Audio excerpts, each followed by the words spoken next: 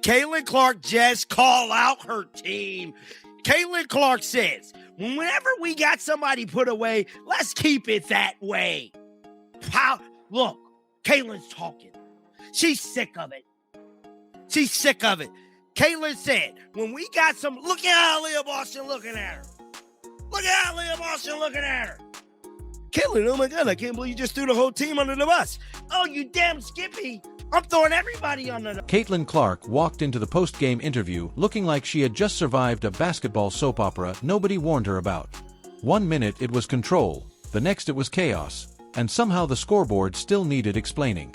Then she started talking, and suddenly the entire Fever organization sounded like it had been personally summoned into a group therapy session they did not sign up for. What she said next didn't just raise eyebrows, it basically raised the roof. You see? Now you see? Ever since the beginning of last season, I was saying there was something weird about Stephanie White and Caitlin Clark. I don't understand how you could be watching somebody for years after year after year, saying, oh, well, yeah, I know, I've been watching her since high school and all this, that, and third. Now you go to coach her and you want the ball out of her hands. Why do you want the ball out of her hands when in one season she broke the record for most assists in the season? That literally made no sense to me. Then you turn around and say you want to abolish the pick and roll. Why? That's the number one play the Indiana Fever has. There are nights when a game looks like it has already decided its own ending. When the scoreboard starts behaving like a polite suggestion rather than a rule, and then something entirely unexpected crawls out of the margins and rewrites the entire script in real time. Ladies and gentlemen, once again, we can't have a moment for ourselves, huh? We can't just enjoy a basketball play. We can't speculate things on our own and just have fun like maybe this was the play, maybe this wasn't the play. Let fans just have some friendly banter going on. No, the front office has to step in and police every single narrative, every single fan, every single employee until they see what they like and they don't even realize they're doing more damage than good. On the NBA, they allow fans to have fun, allow fans to speculate. That is exactly the kind of night where control slowly evaporates from the team that thought it had everything figured out, while the opposition, even when short on expectations, suddenly plays like it has nothing left to lose and everything to prove. The Indiana Fever survived. I'll say that. We've won 3 of the last 4 games, but our coach is making it harder than it should be. We'll get into her changing the play, trying to get cute with Kelsey Mitchell when she could have just passed the ball like she told Caitlin Clark she was gonna, take the 2 free throws and get out of the gym. But no, we'll get into that. Second of all, Caitlin Clark could have had 20 assists. She should have posted a 30-20 game.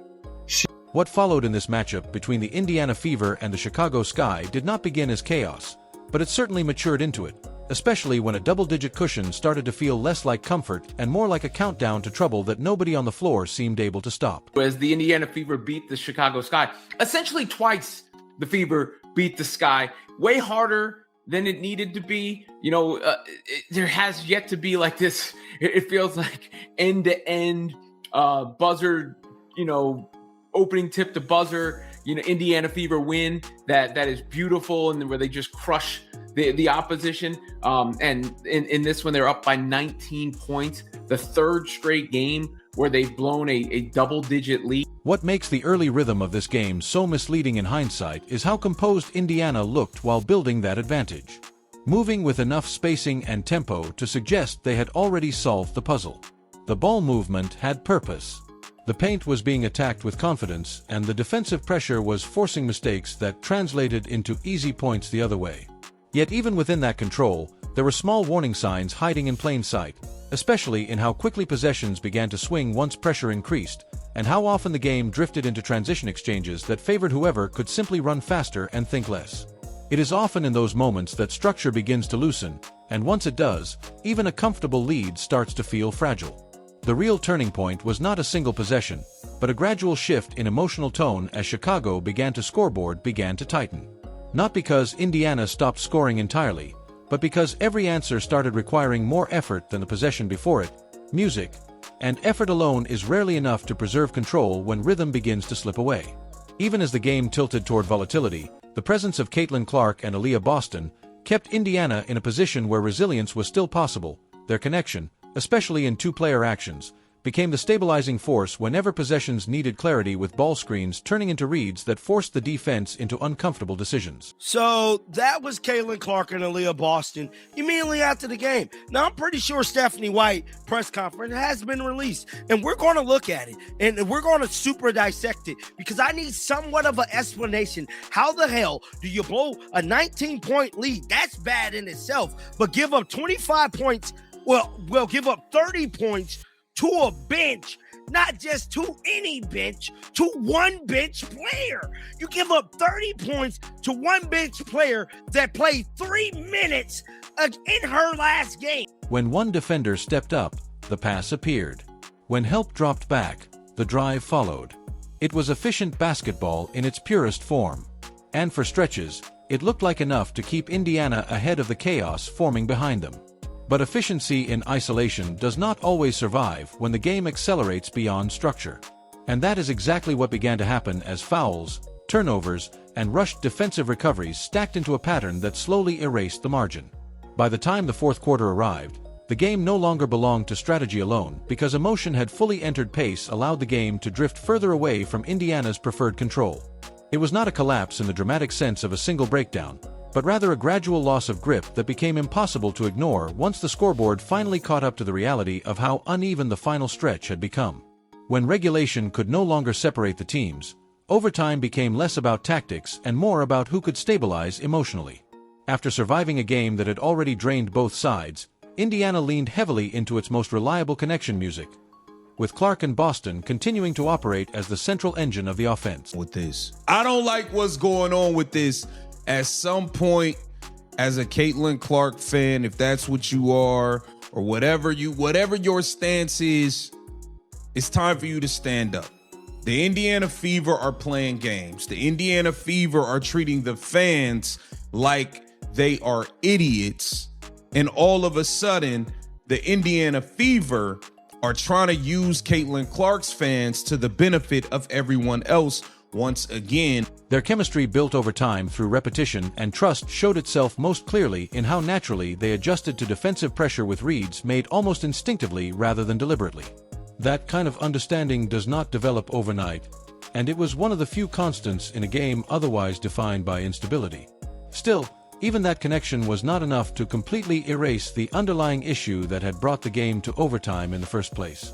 The conversation after the game made that very clear as attention shifted away from highlights and toward the uncomfortable pattern of lost leads, controlled instead turned into opportunities for the opponent to run freely.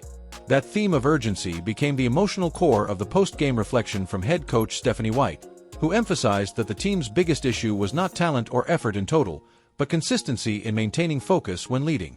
The frustration was not directed at a lack of ability, but rather at the repeated moments where discipline faded at exactly the wrong time. According to that perspective, Indiana's strongest stretches came when communication improved, when players actively lifted each other through huddles and timeouts, and when accountability was visible on the floor. But the challenge, as highlighted repeatedly, was sustaining that identity for longer stretches without allowing momentum swings to dictate behavior. You're messing up Caitlin Clark numbers, you're messing up Aaliyah Boston numbers. Now it's Kelsey Mitchell for MVP. We're going to build around Kelsey. It's Kelsey's team. Y'all got to understand, people aren't saying Caitlin Clark is the face of the Indiana Fever. No. That's not what they're saying. They're saying she's the face of the WNBA. And I get it. You got the Asia Wilson fans. Oh, she got these many championships, these many MVPs. We have to keep it all the way real. Asia Wilson is local, okay? What made this particular game more complicated was the historical nature of the individual performances within it. Both Clark and Boston delivered stat lines that placed them in rare company, becoming the first teammates in league history to each record 30-point double-doubles in the same game. On paper, that level of production would normally guarantee control or at least a straightforward path to victory.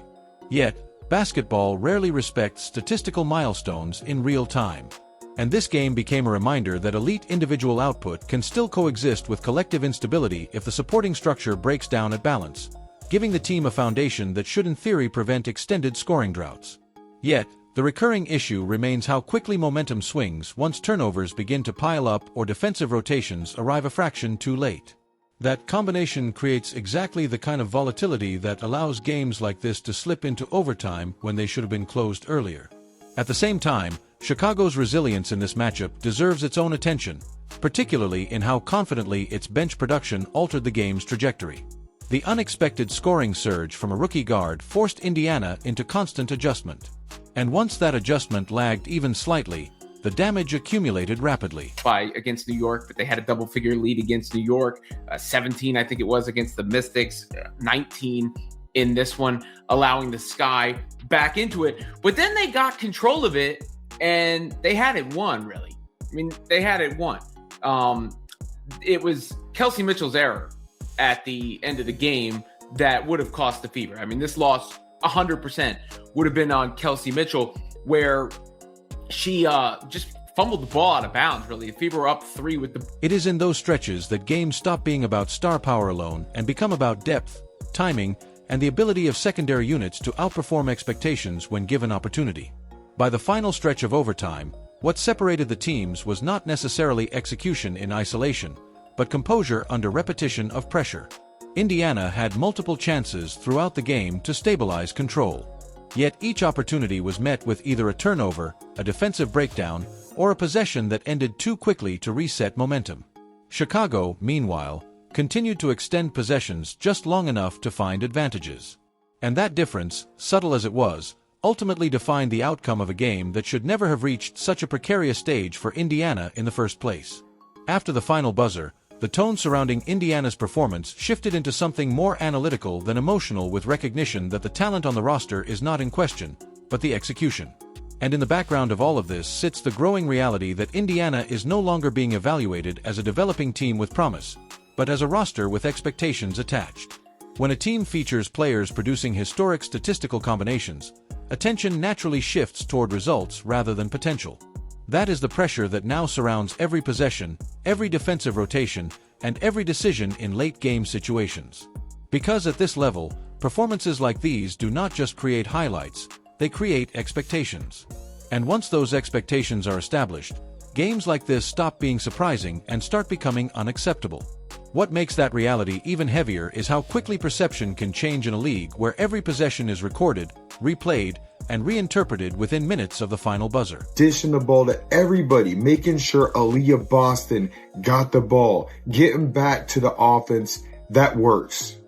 Not the watch Kelsey Mitchell shoot three-pointer offense, but it got to the point where Caitlin Clark was begging for the ball from her teammates, but they weren't passing to her.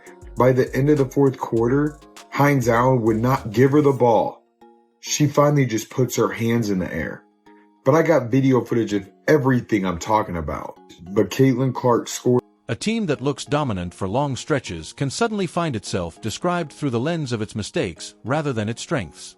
And Indiana is now sitting in that uncomfortable space where the conversation is no longer about what it can do at its best, music, but why it keeps drifting away from that version of itself when it matters most. The irony is that the talent on the floor is producing numbers that would usually guarantee control of games.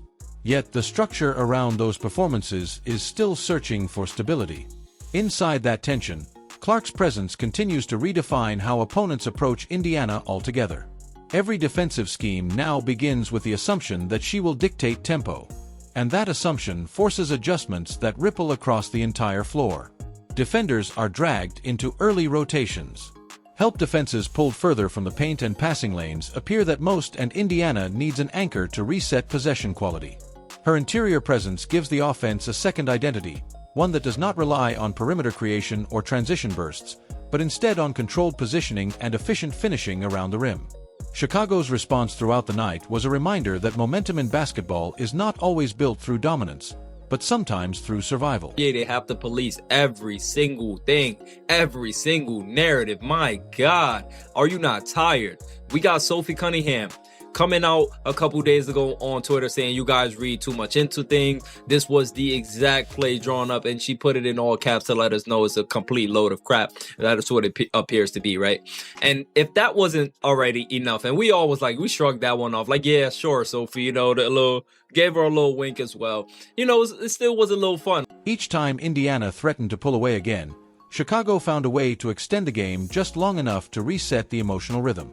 Whether through timely scoring bursts, defensive stops that forced hesitation, or simply capitalizing on Indiana's lapses in execution, The Sky managed to keep the game within reach even when the statistical odds suggested otherwise. That persistence created a psychological layer to the matchup that became just as important as any tactical adjustment. As the game stretched deeper into overtime territory, fatigue began to shape decisions in ways that were not immediately visible on the stat sheet.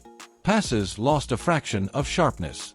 Defensive closeouts arrived a fraction late, and shot selection became slightly more influenced by urgency than structure. These are the small degradations that accumulate over time in tightly contested games, and they often determine outcomes far more than any single highlight play. Indiana's challenge in that opportunities. Those flashes were reminders that the foundation of success is present, but they were too brief to fully stabilize the game. In high-level competition, temporary control is never enough because opponents at this level are always waiting for the smallest opening to reassert themselves. The post-game tone around Indiana now carries an unmistakable sense of urgency, not in panic, but in recognition that patterns are beginning to define identity. Repeated leads slipping away, repeated breakdowns in late-game execution, and repeated struggles to maintain defensive discipline during opponent runs have now formed a storyline that can no longer be dismissed as isolated incidents. Get that, the Indiana Fever scammers. That's what they are. Let's get into this right here. Boom. Indiana Fever took to social media, right? And they said this: built here, seen everywhere. Continue the takeover by daily voting for Caitlin Clark, Aaliyah Boston, and Kelsey Mitchell. Vote at fevervote.com. All of a sudden, you guys don't find it ironic? Caitlin Clark has been missing from all of the Indiana Fever promo photos. It is becoming a test of maturity as much as skill because talent alone is no longer the question being asked by anyone watching closely. Within that broader picture, the internal connection between players is still one of Indiana's clearest music strengths. Communication on the floor, visible encouragement during huddles, and a willingness to hold each other accountable in real time are all signs of a group that is not fractured under pressure. That cohesion matters because teams experiencing volatility often drift in the opposite direction into isolation and hesitation. Indiana has avoided that collapse of unity.